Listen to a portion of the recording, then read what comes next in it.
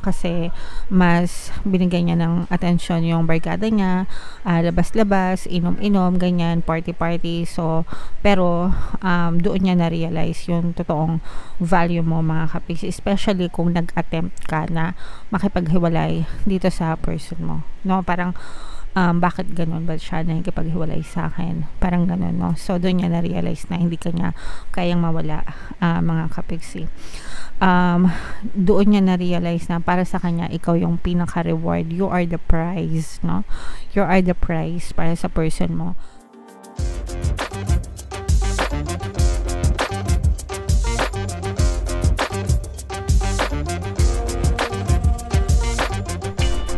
Hello guys, hello Scorpio, welcome back to Pinay Pixie Tarot. Ang pamagat ng episode natin for tonight is silip sa pag-ibig. Ito yung ating love life kapalaran para sa inyo Scorpio para ngayong March. Combination ng positive and negative energy, guys. Pwedeng mag-resonate, pwedeng hindi. Pwedeng ma-pick up yung energy nyo, pwedeng ma-pick up yung energy ng person nyo. Roles can be reversed, mga kapiksi. If in case hindi kayo naka-resonate dito, pwede nyo panoorin yung video dun sa zodiac sign ng person nyo. Baka nandun yung energy nyo, mga kapiksi. So, sa deck na to, titingnan natin yung mga mensahe sa inyo ng inyong partner o specific person. By the way, guys, itong deck na to ay galing kay Miss May Love Tarot. So, pwede kayong mag-subscribe sa kanya, guys. Nandito din siya sa YouTube. Hanapin nyo na lang May Love Tarot. Nagsisisi ako sa lahat ng nagawa ko. So, yan yung first message niya.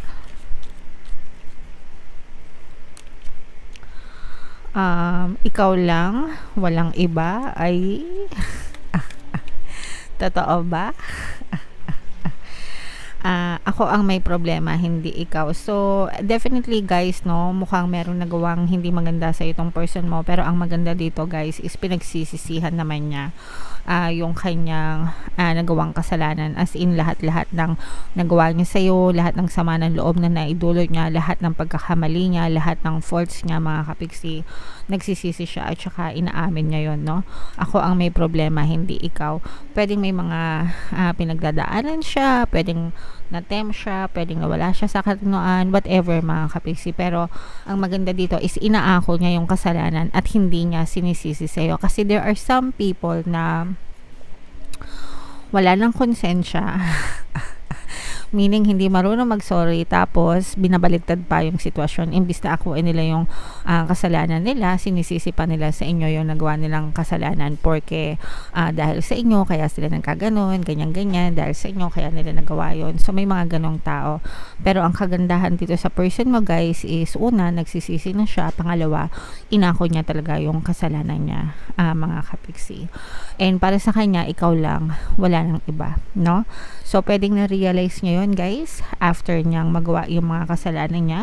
Pwedeng nagkaroon siya ng realization of truth, kumbaga nagliwanag yung isip niya, nahimasmasan kumbaga yung person mo dahil dun sa mga bigat ng nagawa niya sa inyo, mga kapiksi. Alright? So, comment down below guys if feeling nyo naka-resonate kayo. For some of you guys, pwedeng hindi niya ito masabi sa'yo ng harap-harapan. For some reason, di ba, pwedeng naiya siya sa'yo, kinakain siya ng konsensya niya, baka iniisip niya na galit ka or what. Pero deep inside nila, ito talaga yung mga unspoken words na either gusto nilang sabihin or hindi nila masabi dahil sa sobrang hiya nila, mga kapiksi. Okay?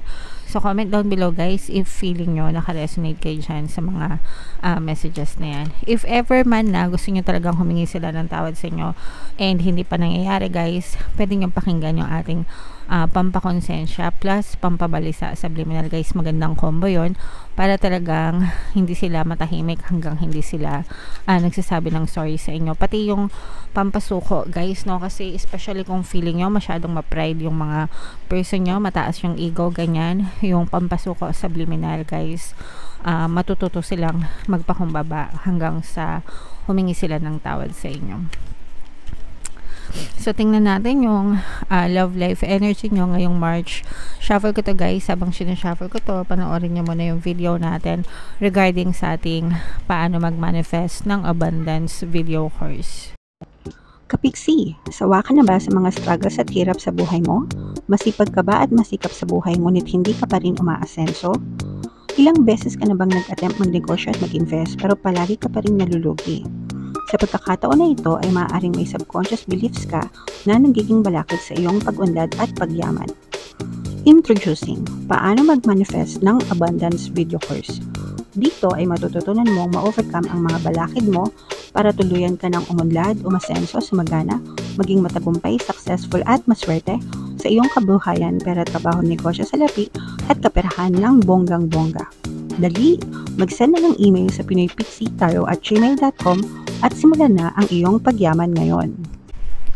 Alright, so sabay-sabay tayong magpayaman ngayon 2024 guys. Mag-avail na kayo ng course kasi sobrang ganda talaga niyan.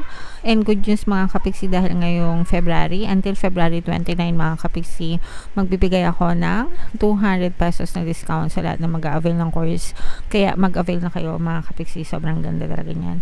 And meron din tayong email coaching, manifest your desires using the law of attraction. If meron kayo mga specific na gusto nyong i-manifest guys, pwedeng love and relationship, pwedeng money or career, pwede kayo magpabook ng email coaching session with me. Mag-send lang kayo guys ng email sa pinoypixitaro@gmail.com. So, mahal na mahal ka ng person mo guys. Ayan, yung sabi nga niya, diba? Ikaw lang, wala nang iba. Scorpio, kayo ay na-represent ng Queen of Cups. Ito yung love energy natin. And meron tayong presence dito ng Earth signs, Capricorn, Taurus, Virgo. So for some of you, maaaring may Earth element kayo sa inyong natal chart, or yung person nyo ay isang Earth sign. Yung iba sa inyo guys, nakita natin no, na talagang may mga challenges, may mga pagsubok na nangyari sa inyong relationship. Pwedeng ano to guys, third party, no? Nakikita natin strong third party relationship or kabarkada.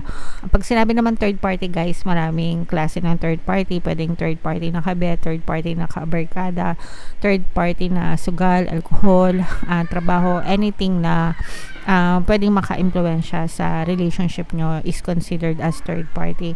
Pero ang nakikita nating third party dito is either kabet or barkada. Kumbaga parang nawalan siya ng oras sa inyo kasi mas binigay niya ng atensyon yung barkada niya, labas-labas, inom-inom, ganyan, party-party. So, pero doon niya na-realize yung totoong value mo mga kapis, especially kung nag-attempt ka na makipaghiwalay dito sa person mo. No, parang bakit ganun ba siya nakikipaghiwalay sa akin? Parang ganun, no? So, doon niya na-realize na hindi kanya kayang mawala, mga kapiksi.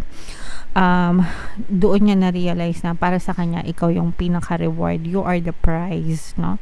You are the prize para sa person mo. And parang ikaw yung Miss Universe, ganyan.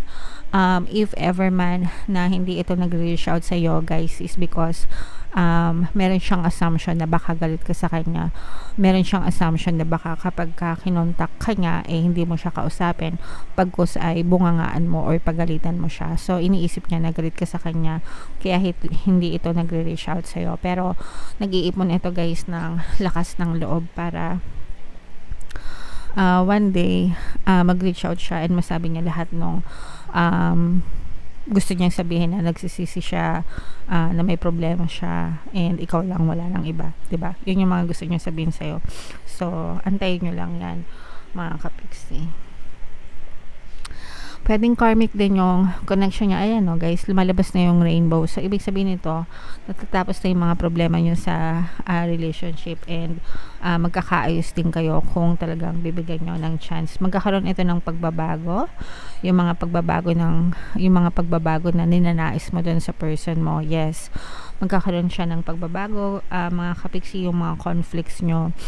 Parang siya na mismo yung tatalikod dun sa mga bad influences, no? Sabihin natin, pwedeng may mga bad influence sa kanya, bad influence sa barkada niya, or yung mga, I don't know, kabisyohan niya, ganyan. Pero, itong person mo, handa siyang talikuran yon para magbago, mga kapiksi. Kasi ikaw yung kaligayahan niya. Ikaw yung tunay na kaligayahan niya. And para sa kanya, nagkakaroon ng malinaw na direksyon yung buhay niya dahil sa iyo. Alright? So, guys, ang haba ng hair niyo, parang ano lang, commercial model ng shampoo, ang haba ng hair, okay? So, comment down below mga kapiksi if feeling nyo naka-resonate kayo dyan. Pwede nyo pakinggan yung mga relationship subliminals natin, pampawala ng balakid, pampabalik, pampakonsensya, ganyan. O kahit ano, basta i-combo-combo nyo guys, libre lang naman lahat yon. Basta gamitin lang sa mabuting intention mga kapiksi. Okay? So, tingnan natin yung love message para sa inyo, Scorpio. Hindi ko alam kung naririnig nyo, may nag-video kayo sa kapitbahay natin. Kasi may party-party. So, eto guys, meron ditong unrequited love at saka express your love. Etong unrequited love mga kapiksi, ito yung feeling nyo, no? Na feeling nyo, parang one-sided lang yung pagmamahal nyo kasi feeling nyo, parang kayo lang yung nagmamahal dun sa person nyo. Dahil nga, parang hindi nila kayo pina-priority. Most of the time, kapag hindi nila kayo pina-priority, meron talagang ganitong assumption na baka hindi niya ako mahal, hindi ako importante sa kanya, hindi niya ako priority. Kaya naiisip niya na unrequited love. Pero kung pagbabasihan nyo naman yung mga sinabi niya, 'di ba? Mahal ka talaga ng person mo and aminado naman siya dun sa mga pagkukulang niya. So this is something na parang hindi niya na-express, hindi niya nasabi sa'yo, hindi niya na-ipakita yung totoong value mo nung time na vino-value mo pa siya, vino-value mo pa yung relationship. Pero ngayon, sabi ko nga guys, doon niya na na-realize yung lahat-lahat mga kapiksi. So depende na lang sa inyo guys kung tatanggapin nyo pa itong person na to kapag nagbalik siya sa inyo. And express your love, guys, no? Kung talagang mahal nyo yung person nyo, sabihin nyo, 'di ba? Tanggapin nyo. Kung ayaw nyo naman, sabihin nyo rin. Wag nyo na rin paasahin. Para parehas na rin kayong maka-move on. Mas madali yung ganun, mga kapiksi. Kesa naman sa asa-asa pa, pero wala na pala, 'di ba? So, yeah. Okay? So, comment down below, Scorpio, if feeling nyo naka-resonate kayo dyan sa mga messages.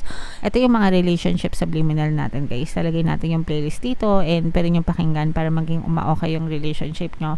And ito naman yung ating success stories ng paano mag-manifest ng abundance video course. Click here to subscribe, guys, and click here to join our membership program. Thank you for liking, sharing, and subscribing, and see you again next time. I love you all, guys. Have a nice day. Bye-bye.